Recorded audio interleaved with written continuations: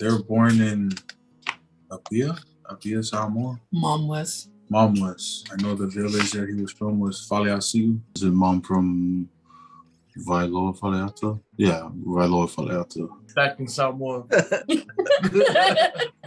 I know Dad had a rough. His growing up was a movie.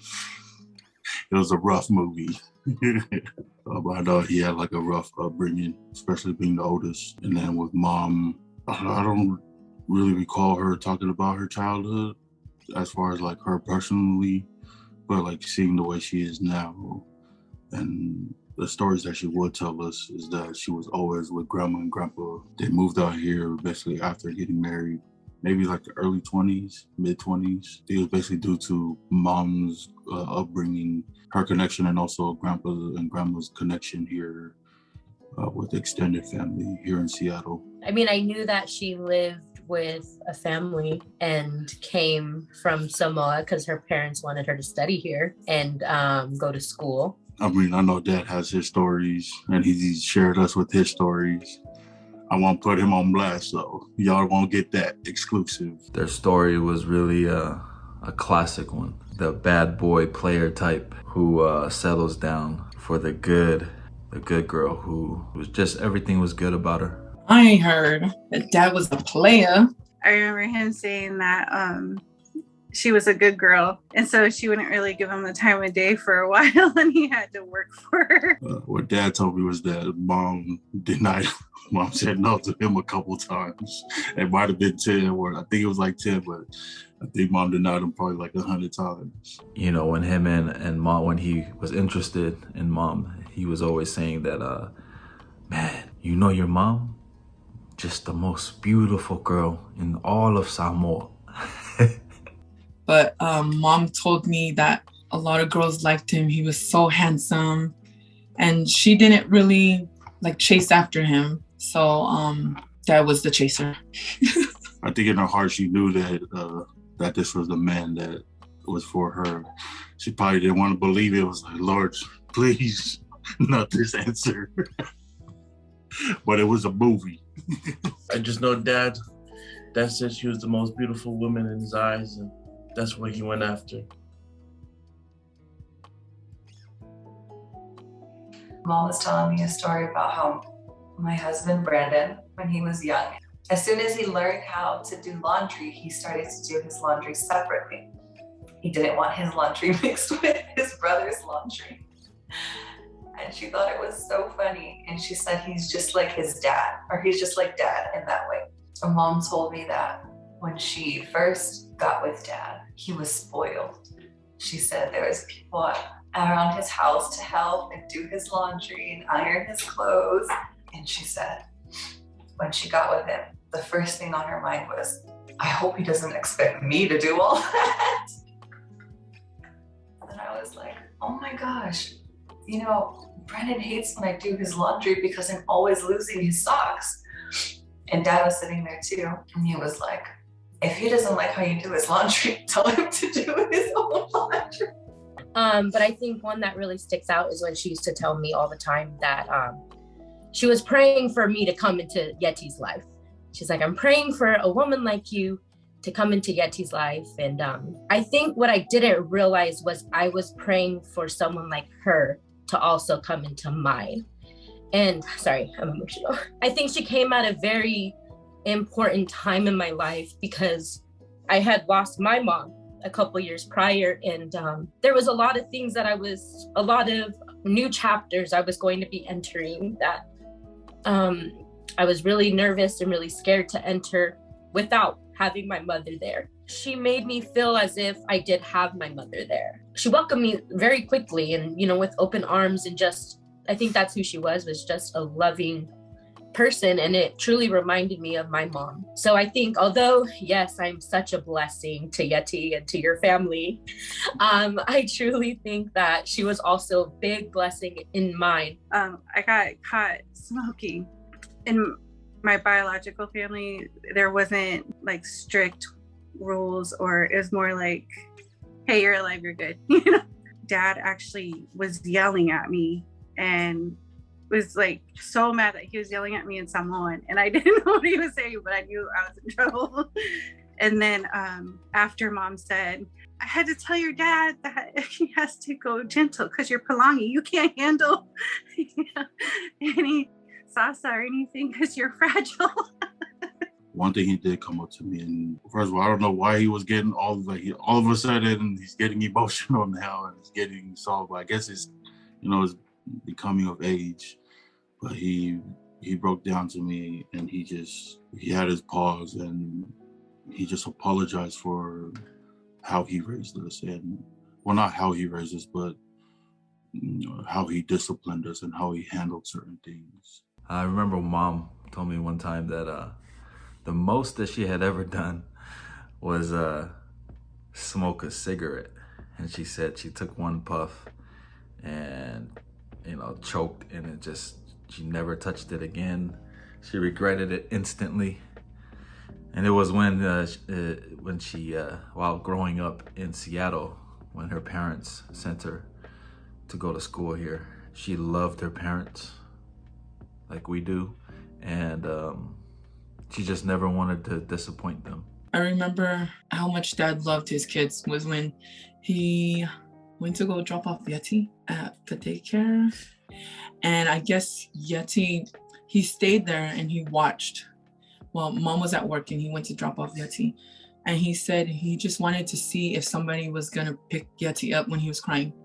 I guess Yeti was crying for Dad said he was crying for a long time, but Mom said he was probably crying for just 2 minutes. But Yeti was crying and nobody picked him up. So Dad went right back in there, picked him up and said, my son's never coming in here. You guys don't care about him. And took him back and told Mom he's quitting his job and he's gonna stay home with the kids. And I was like, man, it just shows how much Dad loves his kids. When I first found out I had some type of depression and anxiety, I would just sit there and cry in my room. And one night Mom just came in and we was crying together, and she told me the story of how she found out she was pregnant with me. She got home and Grandma was sleeping, and she went to go make her food. She was waiting to tell Grandma that she was pregnant with me. That's one of the moments that I felt like wasn't a mistake. Just started feeling better about myself. And she went to go wake Grandma up and she was gone. Come full circle, we're pregnant. And I was waiting for Mom and Dad to get out to tell them. Just so happened God decided to call them home. And I also remember just every night that I would pray, I would sometimes wake up to him at my door, just praying over me and making sure all that depression was out the door and the devil wasn't trying to sneak into my life. As parents, I'd say they worked hard to give their kids the best that they could and sacrifice the best that they could to give the myself and their kids just things that they never had. Poor Mom, obviously. I'm gonna miss just talking to her, because I used to talk to her a lot. Even if she was busy, I would just send her pictures throughout the day. She just loved pictures of the kids. I'm gonna miss that the most. I'm gonna miss talking to her, listening to her talk to the kids on FaceTime. She was far, but she always made sure to be present with the kids. What I miss most about Dad is that he always took my side when it was me and my husband. I was always right, he would tell him. What I'll miss most about Mom, her gentle way, her motherly touch, and it reached through the phone, even with the distance. Never missed Easter, never missed, just made sure that my kids and my nieces and nephews, all of them, felt her love and my dad's love. With Mom, I'm gonna miss my best friend. Dad, I'm gonna miss his calls on the randomest stuff that was so concerning about him at the moment that he had to know. I'm just gonna miss everything about him. There's countless things that I miss about Mom, and after that will pick me up, we'll have our moment, or just our personal time with each other. Also missing their presence, because now it's I know they're not home anymore. what else do I get to come home to? Seeing mom in the kitchen, always having a home cooked meal. Since I can remember, I remember coming home to a home cooked meal. You know, every time, even now, I was grown. She never want, and it's not that she didn't want anybody to help. I think she just wanted to do that for us since I was little up until now to my kids. I see even my own kids, they love, grandma's home cooking, and I do. So I'm gonna miss just seeing her smile. We'll walk in the kitchen, have a conversation. I think that's one thing on holidays, Christmas, it doesn't matter. When I flew into Seattle, David picked me up. What do you see when you get in the house? Mom cooking a home cooked meal for her babies right when we get in town. I think I'm going to miss everything about them. I think it's going to be mainly the small things. I'm going to miss the daily phone calls from mom, the daily phone calls from dad asking me why Yeti isn't answering his phone. I think I'm going to miss the advice, the talks that we would have, and the guidance that we were given. What I'll miss about my dad, for those of you who don't know and those who do, me and my dad we clash a lot. To put it politely, many corrections, if you know what I mean. And as I got older, I realized I clashed with him because, as my mom would tell me many times after I got a good discipline session, and after I was crying, she would always tell me, the reason why you and your dad are always fighting is because you're just like him. I'm gonna miss those contentious conversations. We disagreed about a lot, but we were honest with each other. I'm just gonna miss their presence, their love, just being around them. Yeah, I'm gonna miss a lot. Our text messages, she'll just text how we're doing. I'm gonna miss her FaceTiming me on her break. I'm gonna miss her, how much she loved her grandkids. I was getting kind of frustrated with my kids. I think my boys were probably fighting or something while we were at Tony and Rhonda's house. I just put them on a timeout to separate them. After they went back out, after their timeout was done, mom told me to cherish them at this age. Cherish the noise and the fighting and the talking back, because once they're gone, they're out of my house and they're gone. For mom, it was always, no matter how old I get, no matter where I go, no matter who I meet and marry, I'll always be her baby. She'll always love me, no matter what, the good, the bad, and all that. I think for me, it's always going to be about love. I think that's the lasting thing that I'll always remember, is just that they loved us. The lasting words is always pray on it.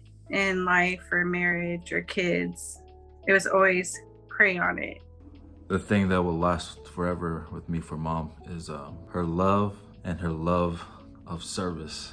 She just loved to serve and serve God and serve people and show people God's love through her many actions. What sticks out to me always is they always said, put God first. The only way we'll see you guys is if you have Jesus in your heart. I'd say that as well. A couple of things that they're genuine, like their love for family and their kids. Like you could feel, by their actions that it didn't matter if it was the littlest things or the biggest things. Do it with your best. Do it with your all. Don't do it halfway. Or if you're gonna do it with the best that you can. Same thing with Dad. The hospital allowed us to bring Mom into his room. And then as soon as we laid her next to Dad, he just grabbed her hand. He just said that he wanted to go with her. And he wanted to go with his wife. Even with all of us on video call, and all of us trying to process Mom passing. Like him going through the pain of losing the love of his life, somebody that he spent his whole life looking for, and he found her, he married her, and doing ministry with. In his own grief and in his own pain, he looked at his own kids and said, all will be well. Together we'll get through this. I just wanted to say, one thing I'm gonna miss about you, Grandpa, is always coming down and getting us from the airport whenever we would come up to Seattle. I just miss you being with us, me and Jonah, everywhere. You took us everywhere with you. Always feeling loved by you, Grandma, and just cared. Every time you would come down to California, you always have something with you for me and Jonah and Gigi and Jabez. You always had something for us, and I'm gonna miss that. I'm gonna miss you guys coming down for visiting us for holidays like Thanksgiving and Christmas. Weird not having you guys here, but we still feel your presence in the house, and I'm gonna miss that. You guys coming down and seeing us. One thing I'm gonna miss with you, Grandma, is your cooking. I miss helping you making the food, helping you around the house. I just want to say I miss you and I love you. Hi, Grandpa. Hi, Grandma. I love you and I miss you. The one thing I'm gonna miss about you is Grandpa, when I used to massage your feet and you would give me $20. And Grandma, one thing I used to miss about you is when you would buy the best things for me on Christmas. What I miss about Grandpa is him picking us up from the airport. And the one thing I'm gonna miss about Grandma is her making us cocoa rice in the morning. Grandma and Grandpa, I miss how much nice you were and how yummy your cocoa rice was. Grandma and Grandpa, I miss your food and I miss you, and I like the church that you guys make. Yeah, I do that, Mom. I do that, Mom. Say, I miss you. Miss you too. Blow kiss, blow kiss. Say, see you later, Grandma. Oh, one more time. Ready? Ready? Go. Jesus.